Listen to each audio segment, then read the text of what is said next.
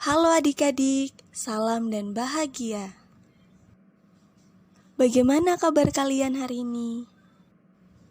Kakak harap kalian semua dalam keadaan yang sehat ya.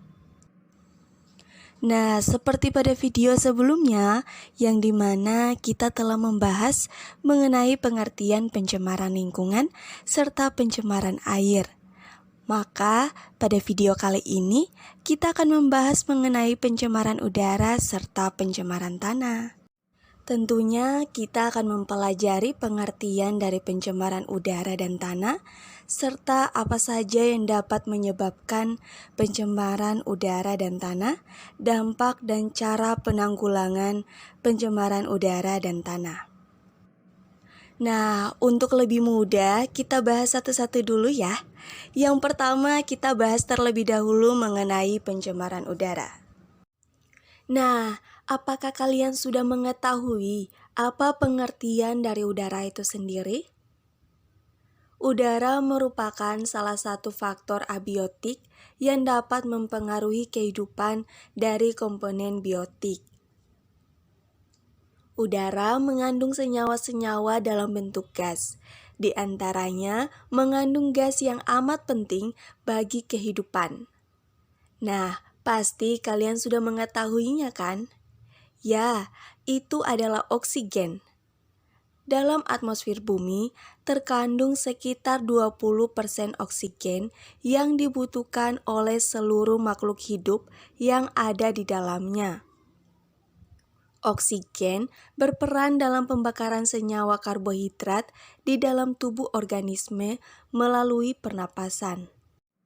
Reaksi pembakaran tidak hanya terjadi di dalam tubuh, namun kita pun sering melakukannya, seperti pembakaran sampah atau lainnya. Hasil dari pembakaran adalah senyawa karbon, yaitu karbon dioksida dan karbon monoksida, yang akan dibuang ke udara. Meningkatnya populasi makhluk hidup, maka proses pembakaran pun semakin meningkat. Dengan demikian, konsentrasi senyawa karbon di udara pun mengalami peningkatan. Karbon dioksida amat penting bagi proses pembuatan makanan atau fotosintesis pada tumbuhan. Dengan demikian, peningkatan senyawa karbon di udara dapat teratasi. Namun, dengan meningkatnya populasi manusia menyebabkan kebutuhan akan tempat tinggal haruslah meningkat. Hal ini membuat pembukaan ladang atau hutan untuk pemenuhan permintaan tempat tinggal. Belum lagi kasus penebangan liar yang membuat populasi tumbuhan menjadi kurang. Padahal, hasil dari pembentukan makanan melalui fotosintesis dapat menghasilkan oksigen yang sangat dibutuhkan oleh makhluk hidup. Dengan demikian, mulai terjadi masalah yaitu pencemaran udara. Pencemaran udara merupakan kondisi di mana udara yang mengandung senyawa-senyawa kimia atau substansi fisik maupun biologi dalam jumlah yang banyak. Ini akan berdampak buruk bagi kesehatan makhluk hidup. Macam-macam pencemaran udara. Pencemaran udara terbagi menjadi dua. Yang pertama ialah pencemaran primer dan yang kedua ialah pencemaran sekunder. Pencemaran primer disebabkan langsung dari sumber pencemaran. Contohnya, peningkatan kadar gas karbon dioksida yang disebabkan oleh aktivitas pembakaran oleh manusia. Sedangkan pencemaran sekunder disebabkan oleh reaksi antara substansi pencemar udara primer yang terjadi di atmosfer. Misalnya pembentukan ozon yang terjadi dari reaksi kimia, partikel-partikel yang mengandung oksigen di udara. Faktor penyebab pencemaran udara. Beberapa kegiatan baik dari alam maupun kegiatan dari manusia dapat menghasilkan senyawa-senyawa gas yang membuat udara dapat tercemar, seperti aktivitas alam dan juga aktivitas manusia. Yang pertama ialah aktivitas alam. Aktivitas alam dapat menimbulkan pencemaran udara di atmosfer.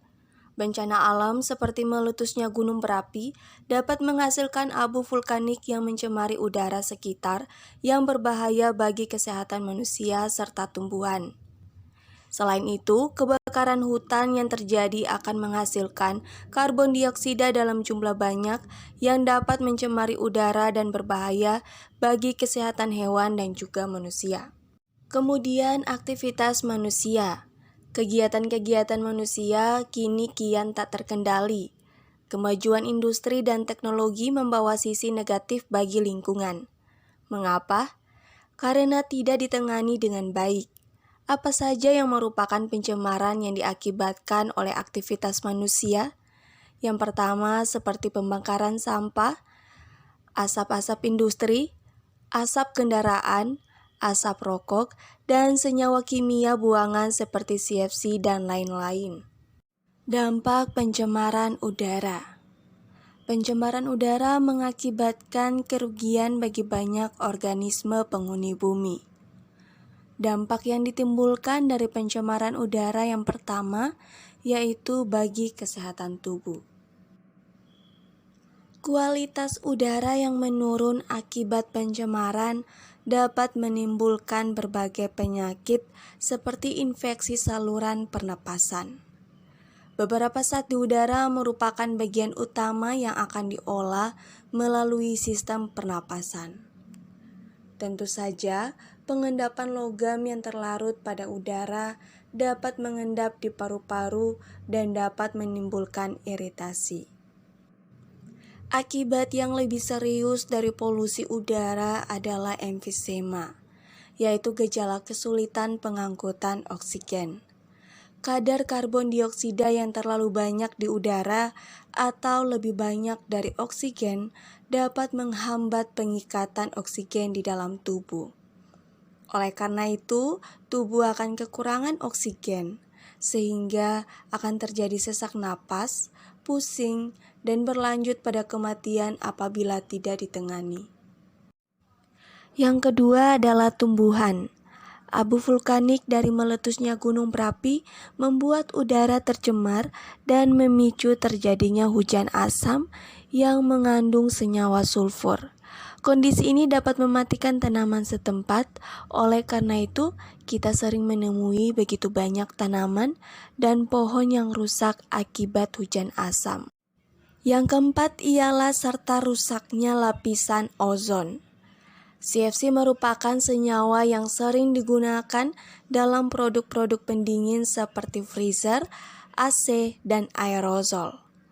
Ketika CFC terurai di atmosfer, maka akan memicu reaksi dengan oksigen penyusun ozon. Dengan demikian, ozon akan terurai yang menyebabkan lapisan ozon berlubang. Padahal, lapisan ozon ini akan berfungsi sebagai pelindung bumi dari panas yang dipancarkan oleh matahari. Penanggulangan pencemaran udara. Upaya penanggulangan pencemaran udara dapat dilakukan dengan melihat faktor penyebab terjadinya pencemaran udara. Berikut adalah upaya penanggulangan pencemaran udara. Yang pertama ialah mengurangi penggunaan kendaraan pribadi. Transportasi di jalan merupakan penghasil nitrogen oksida terbesar. Nitrogen oksida merupakan polutan udara yang memberikan efek buruk bagi paru-paru kita. Untuk mengurangi efek tersebut, sebaiknya kita lebih memilih untuk berjalan kaki, bersepeda, atau naik transportasi umum. Kedua, hemat energi.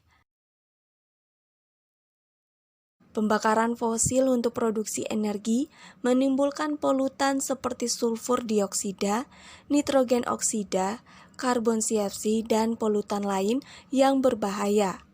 Oleh karena itu, kita dapat mencegahnya dengan menggunakan mesin elektronik seperlunya saja, misalnya mencabut colokan yang tidak digunakan dan mematikan lampu saat pagi dan siang hari. Yang ketiga, menanam pohon.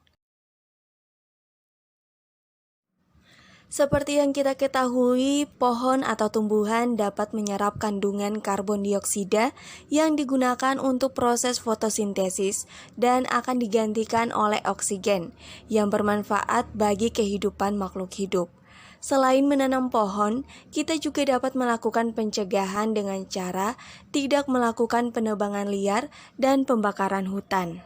Dan yang keempat, meningkatkan kesadaran diri untuk mencintai lingkungan. Meningkatkan kesadaran diri untuk tidak melakukan hal-hal yang dapat menyebabkan terjadinya pencemaran lingkungan. Ya adik-adik, kita sudah selesai untuk mempelajari pencemaran udara. Nah, saatnya kita masuk ke pencemaran terakhir, yaitu pencemaran tanah. Tanah merupakan sumber daya alam yang penting. Tanpa adanya tanah, makhluk hidup tidak dapat bertahan hidup dengan baik. Mengapa demikian? Karena tanah memiliki banyak peran penting dalam menunjang kehidupan makhluk hidup di daratan. Perannya yang sangat penting bagi makhluk hidup ini membuat kita untuk perlu menjaga serta merawat tanah agar tidak rusak. Namun, bagaimana jika tanah itu menjadi tercemar? Tanah dapat dikatakan tercemar apabila adanya bahan kimia beracun seperti polutan atau kontaminan dengan konsentrasi yang cukup tinggi di dalam tanah. Atau dapat dikatakan pencemaran tanah merupakan tercemarnya permukaan atau bawah tanah sehingga dapat berpotensi untuk menimbulkan gangguan kesehatan manusia dan juga ekosistem. Penyebab pencemaran tanah. Pencemaran tanah adalah suatu keadaan di mana bahan kimia buatan manusia yang dapat merusak dan mengubah lingkungan tanah alami. Pencemaran ini biasanya terjadi akibat pertama ialah kegiatan pertanian. Proses pertanian sering melibatkan penggunaan pestisida dan insektisida berbahaya. Petani sering menggunakan pupuk dan pestisida yang beracun untuk menghilangkan serangga, jamur, dan bakteri dari tanaman. Namun tanpa disadari, bahan kimia tersebut yang menyebabkan tanah menjadi rusak. Yang kedua ialah limbah rumah tangga. Limbah rumah tangga seperti deterjen, sabun cuci piring, bisa menjadi kontaminan di dalam tanah. Semakin banyak limbah deterjen di dalam tanah, maka semakin kecil kemungkinan organisme pengurai bisa hidup di dalamnya. Dan yang ketiga ialah limbah plastik. Plastik merupakan salah satu ancaman besar bagi kesuburan tanah. Bayangkan saja, satu buah plastik baru bisa terurai sekitar 100 tahun. Lalu bagaimana dengan jutaan plastik yang lainnya? Untuk itu, cobalah beralih ke kantong plastik yang ramah lingkungan. Misalnya, kantong plastik yang terbuat dari limbah yang didaur ulang. Nah, itu dia beberapa penyebab terjadinya pencemaran tanah. Jika ada penyebab pencemaran tanah, maka tentunya ada juga dampak yang terjadi dan dialami oleh makhluk hidup. Lalu, apa saja dampak yang dialami oleh makhluk hidup jika terjadinya pencemaran tanah? Yang pertama ialah mengurangi tingkat kesuburan. Tanah yang tercemar akan mengalami penurunan kesuburan. Jika hal ini dibiarkan secara terus-menerus, maka tanah akan rusak. Akibatnya, tanah tidak bisa digunakan sebagai media untuk bercocok tanam. Yang kedua ialah menurunkan kualitas hasil pertanian. Hal ini disebabkan karena kurangnya nutrisi karena tanah semakin rusak akibat kontaminasi limbah yang dapat menyebabkan gagal panen, di mana tanaman cepat menguning dan mengering. Dan yang ketiga ialah menimbulkan penyakit. Pencemaran tanah ini dapat menyebabkan berbagai masalah kesehatan seperti sakit kepala, mual, kelelahan, ruam kulit, iritasi mata, dan lain sebagainya. Tanah yang tercemar ini juga berpotensi mengakibatkan kondisi yang lebih serius, seperti penyumbatan kerusakan ginjal, hati, serta berbagai bentuk kanker. Selanjutnya adalah cara untuk menanggulangi pencemaran tanah. Yang pertama, melakukan reboisasi. Reboisasi atau melakukan penanaman pohon kembali merupakan cara ampuh dalam mengurangi dampak pencemaran tanah. Sebab dengan melakukan reboisasi, tanah tersebut akan jadi lebih subur. Selain itu, lingkungan sekitar pun menjadi lebih asri. Sehingga secara otomatis kualitas udara juga lebih bersih dan lebih sehat untuk dihirup. Yang kedua ialah menggunakan pupuk yang ramah lingkungan. Pupuk kimia bisa diganti dengan pupuk kompos atau pupuk yang berasal dari limbah organik seperti ampas tebu, sayuran busuk, ataupun bahan makanan alami lainnya. Yang ketiga ialah menggunakan pemakaian ulang pada kantong plastik. Kantong plastik yang ringan dan tahan lama bertujuan agar dapat digunakan berulang kali dan mengurangi penggunaan kantong plastik. Namun, saat ini justru kantong plastik hanya digunakan sekali pakai. Mulai sekarang, cobalah untuk selalu menggunakan kantong plastik secara berulang dan hindari penggunaan plastik yang sekali pakai. Kesimpulan pencemaran lingkungan. Dapat disimpulkan bahwa pencemaran lingkungan dapat dibagi menjadi 3, yaitu pencemaran air, udara, dan tanah. Adapun solusi yang dapat dilakukan dengan langkah awal seperti kesadaran dari diri sendiri untuk menjaga dan merawat lingkungan di sekitar kita. Terima kasih telah mengikuti pembelajaran kali ini. Tetap menjaga kesehatan kalian. Salam dan bahagia.